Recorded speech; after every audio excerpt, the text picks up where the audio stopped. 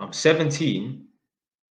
I've been kicked out of my mum's house for failing GCSEs, then out of my brother's house for eating too much. Fucking hell.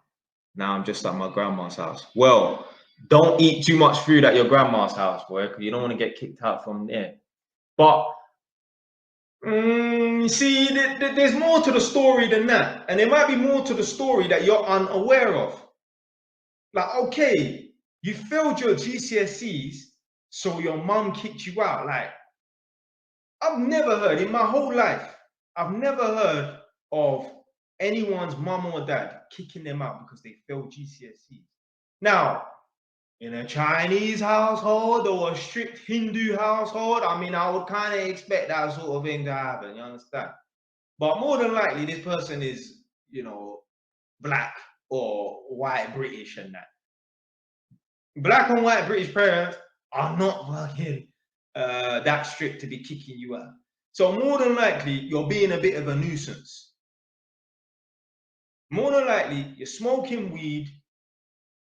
You're coming in at 3 in the morning with the munchies, almost burned down the fucking house. There's more to that story there. Just like when you see certain homeless people sleeping on the streets. If you see a homeless person sleeping on the street, yeah, unless there's some asylum seeker immigrant from another country, then I don't know. I'm saying, you see a homeless person sleeping on the street, you have to think to yourself, right, your mum, your dad, brother, sister, auntie, uncle, grandma, granddad, cousins, all of those people that you know, none of them would rather see you on their living room floor. All of them would rather see you out on the streets. That's what when you're homeless, that's the message that you're putting out there. Everyone that you've ever fucking met, you basically alienated them. Yeah, they don't want you in their house. Now, why do they want you in your? Why do they not want you in their house?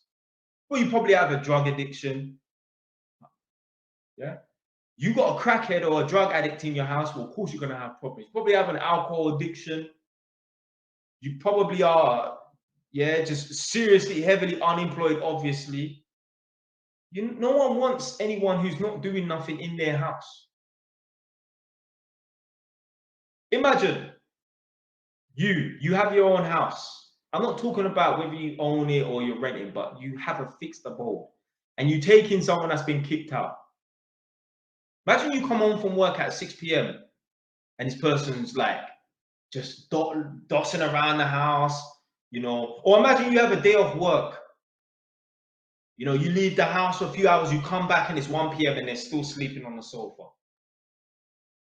And the living room stinks because they ain't open up no windows and that. It's gonna piss you off. And they're just sitting there, they're not contributing, and they're just eating out the fridge. Of course you want to kick their fucking ass out. So there's always more to the story.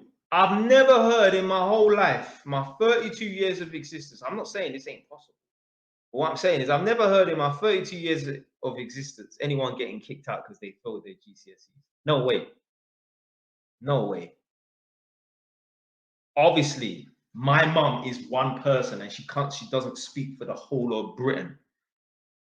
But I even got unofficially expelled from school when my mum was in Jamaica. I didn't get kicked out of the house. I phoned my mum when she was in Jamaica. Here's me, mum. Listen, it's only 2 weeks before study leave, so it ain't that bad. Yeah, I only had 2 weeks to go. She's like, what? Huh? Like, they basically expelled me from school. Yeah, they said don't come back until GCSEs. Mama was in Jamaica. To be fair, I didn't even get in no trouble because it's like, what are you really gonna learn 2 weeks before study leave? You know what I mean? So I didn't get in trouble.